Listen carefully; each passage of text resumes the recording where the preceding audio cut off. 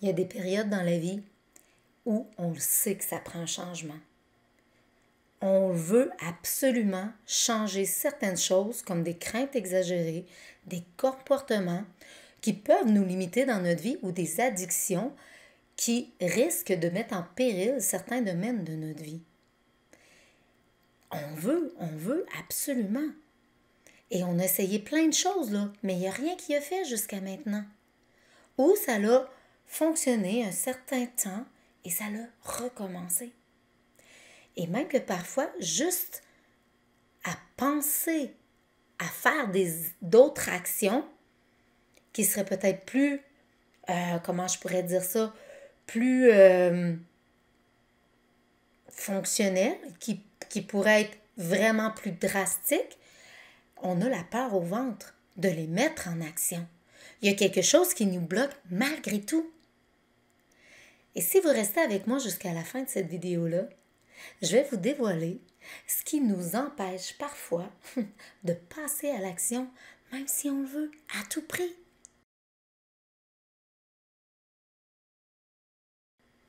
Dans ma dernière vidéo, je vous ai parlé un peu de cet état-là, mais c'était surtout l'état de rester dans sa zone de confort. On souhaite que les choses changent, mais on se met en attente, puis on se met dans la zone de confort. Dans cette vidéo-ci, c'est pas tout à fait la même affaire.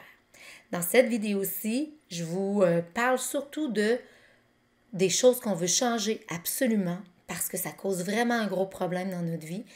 Mais on a beau essayer plein de choses ou envisager. En fait, c'est vraiment ça le vrai terme, c'est envisager des choses pour se mettre dans l'action, pour que les choses changent. Et il y a quelque chose qui nous bloque. On se sent incapable de le faire. La meilleure façon de le comprendre, c'est de vous amener des exemples. J'ai une dame qui est venue me voir à un moment donné parce qu'elle voulait arrêter de consommer son petit joint habituel. Mais elle n'y arrivait pas. Et c'était rendu vraiment problématique pour elle parce que elle refusait des fois d'accueillir des gens chez eux juste pour fumer son petit joint. Ou ça la mettait dans un état tellement de bien-être qu'elle oubliait de faire d'autres choses. Dans certains domaines de sa vie, ça commençait à causer problème, pas à peu près. Et là, elle dit, et il est arrivé un moment donné où elle a frappé le mur. Il est arrivé un événement dans sa vie où elle s'est dit, non, ça suffit, je ne peux plus continuer comme ça. Et là, on s'est mis à chercher qu'est-ce qu'il en était. Elle a sorti plein de solutions. Mais à chaque fois, il y avait non, je peux pas ça, non, je peux pas ça, et non, je peux pas ça non plus. Il y avait toujours quelque chose qui n'était pas en accord avec son être. Et à un moment donné, elle était tellement dans l'analyse, elle avait de la difficulté à rentrer à l'intérieur de elle, alors je lui ai dit, et si tu faisais quelque chose de complètement faux? Mais de toute façon, tu es toujours toute seule quand tu consommes. Alors pourquoi pas l'essayer? Elle a bien voulu m'écouter. Là, j'ai dit, si tu prenais ce petit joint et que tu faisais comme si c'était une personne et que tu lui posais souvent la question, mais qu'est-ce que tu m'amènes tant que je ne suis pas capable de délaisser? Qu'est-ce que tu veux tant pour moi qui est si important, qui est plus fort que ce que moi, dans ma tête, je veux pour moi? Et tout son corps, son petit sourire a fait c'est la seule chose que je trouve qui m'apaise, qui me met pas de pression. Vous voyez comment c'est important de faire les choses de façon à ce que ça amène pas de pression. Sinon, déjà, c'est angoissant de changer les choses. Imaginez si vous ressentez une pression en plus. Je ne sais pas si ça peut apporter des bons résultats. Mais juste pour vous donner un autre exemple, une autre de mes clientes qui m'arrive avec une peur, mais une peur bleue d'un insecte en particulier.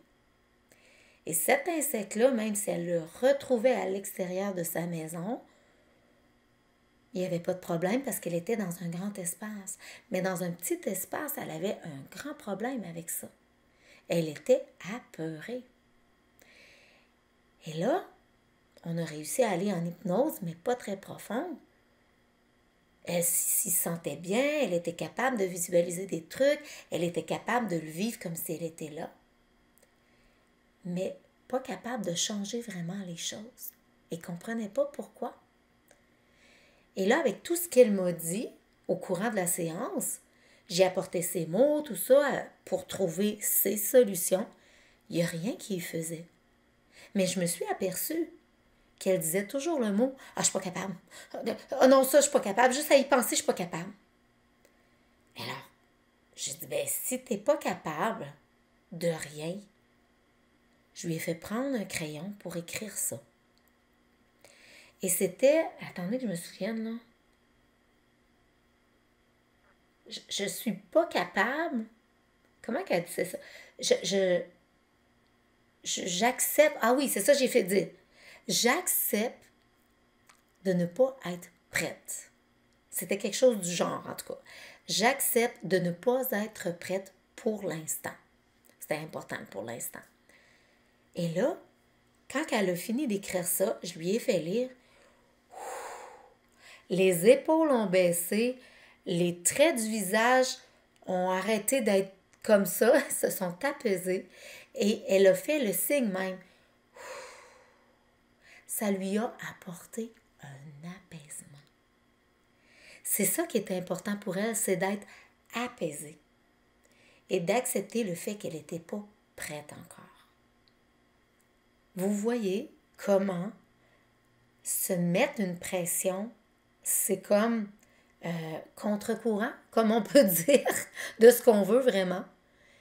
Et c'est pas la même chose que le oui mais, hein, parce que j'entends déjà les gens dire oui mais, c'est comme les gens qui disent le oui mais. Non, les gens qui disent le oui mais, c'est comme ma dernière vidéo où on préférait rester dans la zone de confort. On cherche un paquet de limitations, défaites, je ne sais pas comment le dire, sans être blessant. On n'est pas rendu là encore, tout simplement, mais c'est juste parce que on ne veut pas vraiment changer les choses, le oui mais, puis la zone de confort. On est trop bien dans notre zone de confort. Alors, il y a plein de oui mais qui arrivent parce qu'on ne veut pas vraiment changer les choses.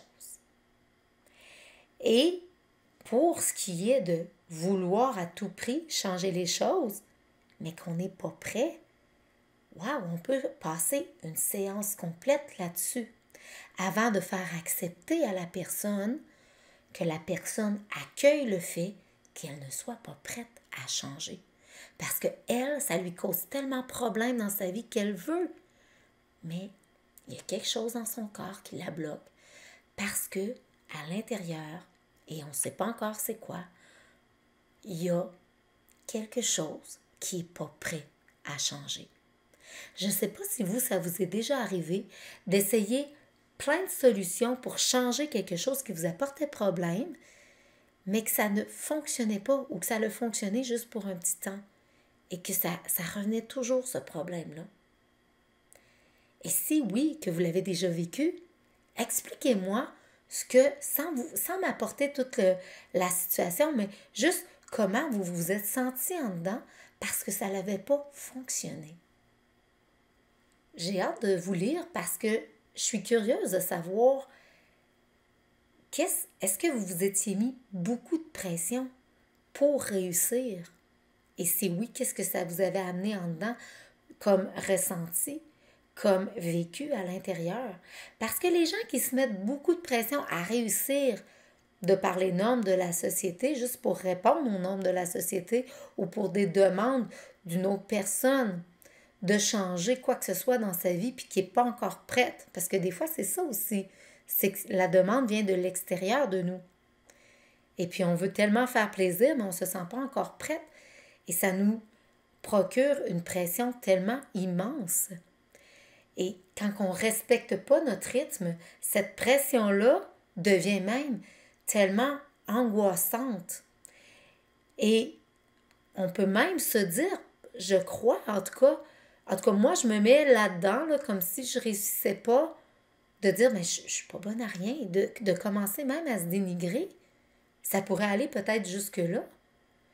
Et créer un état d'anxiété qui s'empire et qui pourrait peut-être même causer un problème physique à force de mettre cet état d'anxiété-là tellement en dedans. Une pression trop élevée, des problèmes cardiaques avec des arythmies. Qui sait? Il y a plein de choses qui pourraient arriver si on ne respecte pas son propre rythme.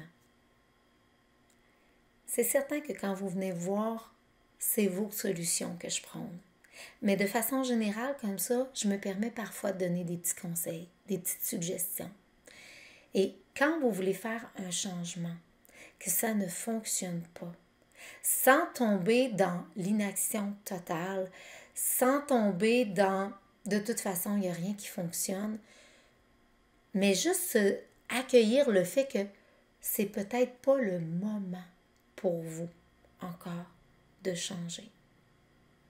Et ça, je vais en parler un petit peu plus spécifiquement dans la prochaine vidéo de ça, d'accueillir le fait que c'est pas tout à fait encore le changement, le moment pour changer. Et de se trouver un moyen de l'accueillir, ça. Et là, ce sera vos solutions à vous pour trouver ce moyen-là. Ou peut-être aussi de se dire consciemment, OK, et faire, là, j'étais pour parler d'une phrase, là, mais faire une affirmation.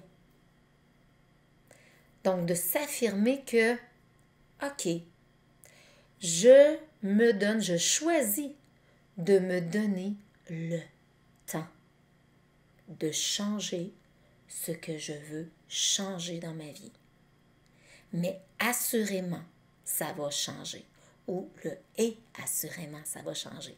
Changer le « mais » pour le « et », c'est encore mieux. Donc, je choisis de me donner le temps de changer et assurément, ça va changer ce que je souhaite changer dans ma vie. Et aussi faire des petites actions, mais tellement minimes que vous pensez peut-être même qu'il n'y a rien qui va changer. Mais à force de faire ces petites actions-là, je vous donne un exemple, le joint de ma cliente de tout à l'heure, à la place de le prendre dans l'immédiat quand elle ressent le besoin, de le questionner et de le mettre là et de dire « Je reviens dans 5 minutes, voire j'attends encore 5 minutes. » Et à chaque jour, c'est d'attendre 5 minutes de plus ou 1 minute de plus. C'est des petits pas. Et à un moment donné, vous allez peut-être vous apercevoir que les grands pas que vous vouliez faire dès le départ, sauter à pieds joints dans le changement, qui vous paraissaient tellement angoissants, vont se faire de façon beaucoup plus acceptable parce que vous y avez été de façon beaucoup plus graduelle. Ça peut arriver, pourquoi pas? Si vous sentez que vous aussi, vous avez des changements que vous voulez absolument faire et qu'il y a plein de choses qui vous ont bloqué jusqu'à maintenant, que vous voudriez bien y aller à petits pas ou comprendre qu'est-ce qui bloque encore plus, vous pouvez me contacter pour en discuter de 20 à 30 minutes gratuitement avec moi, à savoir si je suis la bonne personne pour vous accompagner avec les outils que j'ai, comme l'hypnose, la PNL et d'autres encore. Des outils pour vous mettre en introspection. Et d'ici là, moi, tout ce que je vous souhaite, c'est de pouvoir toujours accueillir les changements dont vous avez besoin, mais à leur propre rythme.